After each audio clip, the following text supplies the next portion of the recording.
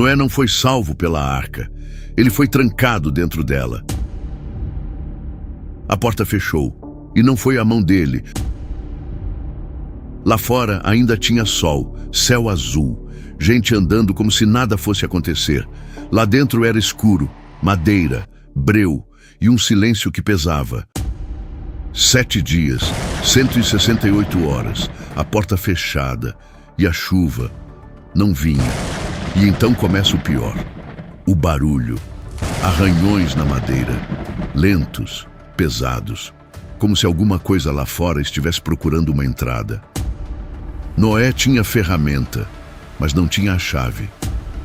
Ele ouvia vozes do lado de fora, gente gritando, e passos que não soavam, como passos de gente. A porta não mexia, nem um dedo. Então me responde, por que Deus fechou a arca antes da primeira gota cair? E mais, o que estava lá fora, que não podia entrar? Porque esse detalhe muda tudo. E ele começa com uma coisa que quase ninguém liga: a morte de Matusalém e os 7 dias de espera. Se essa porta fechasse hoje, você estaria dentro, ou do lado de fora pedindo para entrar. A porta bateu, e não foi Noé que fechou.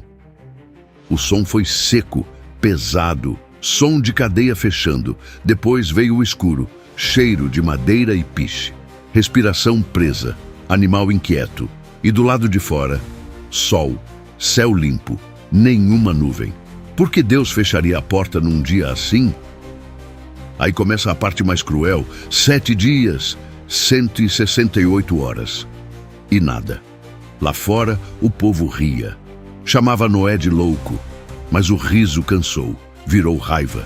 E a raiva virou cerco. Quem cerca uma arca se não tiver medo? Lá dentro, Noé não via nada. Sem janela, sem sinal do céu. Só a ordem e o silêncio. 1 dia, 2. No terceiro, o calor lá fora devia queimar. Poeira subindo do chão seco. Gente batendo no casco e gritando, cadê a chuva? E Noé não podia abrir, mesmo que quisesse, mesmo que doesse. Porque ele tinha ferramenta, mas não tinha a chave. Por que Deus tiraria isso das mãos dele? E não era só gente lá fora. Tinha coisa grande, pesada, andando em volta. No começo zombaram. Depois o ar ficou diferente, mais pesado, como se o mundo estivesse prendendo a respiração. O que um gigante faz quando percebe que o tempo acabou. Aí veio o som que arrepia, mãos enormes batendo na madeira, arranhões fundos, a arca tremendo, ameaças no escuro. Se a chuva ainda não caiu, porque eles já estão desesperados. Muita gente chama isso de última chance. Mas tem um detalhe que muda tudo. Alguém tinha acabado de morrer, Matusalém. E esses 7 dias parecem ligados a isso. Como se o céu estivesse esperando um sinal para começar. E aí fica a pergunta, se o céu estava limpo, por que os animais ficaram em silêncio lá dentro? Nos relatos antigos, tem um nome que chama a atenção: Matusalém. Ele viveu tempo demais, quase 1000 anos. Isso não é normal. E não parece prêmio. Parece que o fim estava chegando, mas ficou segurado por mais um tempo. Como se o mundo estivesse esperando alguma coisa acontecer. E o próprio nome dele já vem com aviso: quando eu morrer, vai acontecer. Enquanto todo mundo seguia vivendo e se perdendo, ele continuava ali, velho, resistindo, como se o tempo só estivesse de pé por causa dele. Até que um dia, acabou. Ele parou de respirar. E aí vem o detalhe que muda o clima. Ele morreu 7 dias antes do dilúvio. 7 dias, as mesmas 168 horas. Só que a água não caiu na hora. O céu continuou azul. O mundo continuou quieto, como se tudo estivesse prendendo a respiração. Lá dentro, a arca fechada. Do lado de fora, risos, gente rindo, gigantes rindo. E então o ar pesa. O silêncio fica estranho, como se a terra estivesse esperando o sinal para estourar. Agora guarda isso. A morte de Matusalém não foi só o fim de um velho, foi o começo da contagem. E a pergunta que puxa o que vem depois é uma só. Quando esses 7 dias acabam, o que quebra primeiro? O céu ou o chão? Até aqui, parece que o dilúvio é só chuva e água. Só que os relatos antigos mostram outra cena. Não foi só inundação, foi cerco. Noé não estava esperando o céu cair. Ele estava fechado numa arca.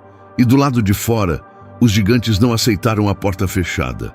O que faz um gigante perder o controle? Era o 7º dia. O sol ainda brilhava, mas o ar pesava. O riso acabou. A zombaria morreu. E o medo nasceu. Eles olham para a arca, madeira escura, coberta de piche, e entendem tarde demais. Ficaram do lado errado. Aí o medo vira fúria, e a fúria vira ataque. Punhos enormes batem na madeira. A arca treme, de novo e de novo, como trovão, num céu limpo. Por dentro, tudo balança. O piche esquenta. O ar fica pesado. Eles sobem pelas laterais, rodeiam a porta, gritam, arranham, procuram um jeito de entrar, mas não acham. E a arca não cede. Aí, o som muda. Não vem do céu, vem do chão, um estalo profundo, como se a terra estivesse rachando por baixo. Por um segundo, até os gigantes param e olham para baixo. E aqui fica a pergunta que puxa o que vem depois. Se o perigo era a chuva, por que a primeira rachadura apareceu debaixo dos pés deles? O 7º dia acabou. O sol desceu no horizonte, vermelho, pesado, como se fosse um aviso. Dentro da arca, silêncio, um silêncio pesado. As 168 horas terminaram. Lá fora, ninguém ria mais, ninguém gritava. Era como se o mundo inteiro tivesse travado. Aí o som vem, mas não vem do céu, vem de baixo, um estrondo. O chão estala, a terra abre. Não é a chuva que começa primeiro, é o abismo.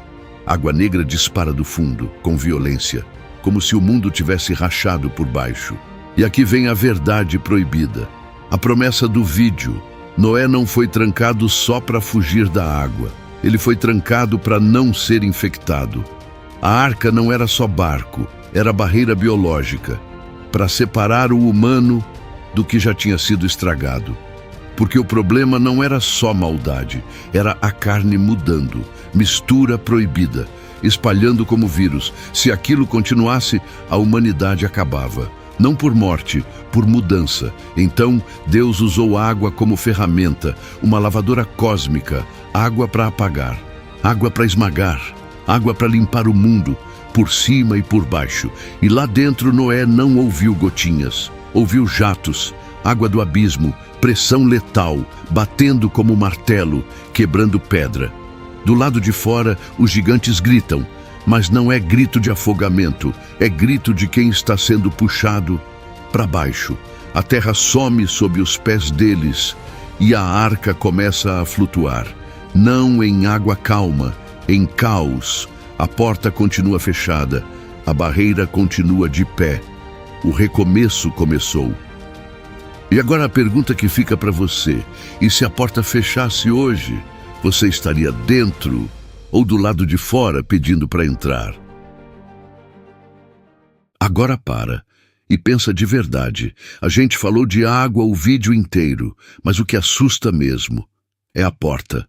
Uma porta que ninguém abriu, nem Noé, nem força, nem desespero. Isso faz a arca virar outra coisa. Não é só barco, é sinal. Porque quando aquela porta fechou, acabou. E tem um detalhe que não dá para ignorar: o tempo. Matusalém viveu tempo demais. E quando ele morreu, começou a contagem. 7 dias, 168 horas. Silêncio por cima. E o chão se preparando por baixo. Porque às vezes o silêncio não é paz, é aviso. Agora guarda essa imagem. O mar no horizonte, calmo por cima, escuro por baixo.